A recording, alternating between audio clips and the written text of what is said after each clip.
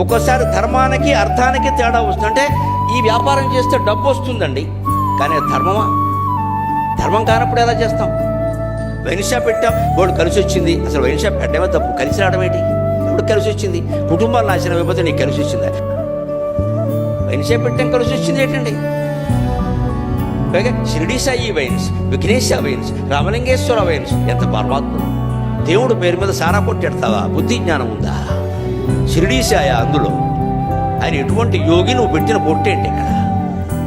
ఆయన ఏమో కుక్కలతో కలిసి అన్నం తిని మహానుభావుడు యోగిలా బతికి భిక్షాటం చేసుకుని బతికాడా? ఆయన పేరు వైన్ షాప్ పెడతావా? ఇంకేం దొరకలేదా? పైగా అంటాడండి, నాకు ఆ పేరు పెట్టే కలిసి వచ్చిందంటాడు. ఇది ఎక్కడ కర్మ? కలిసి రావడం కోసమే ఆయన మహాతపస్సు చేసి మనం ఎంత అజ్ఞానంలో ఉంటున్నామండి. ఏం చేస్తున్నాం అసలు? ఆధ్యాత్మికత అంటే ఇదా? ఇంకా నేను ఆశ్చర్యపోతున్నదా నా పేరు ఎవడో వైన్ షాప్ పెట్టలేదు. పైగా నాతో దిగిన ఫోటోయే అక్కడ పెడతాడు ఖచ్చితంగా.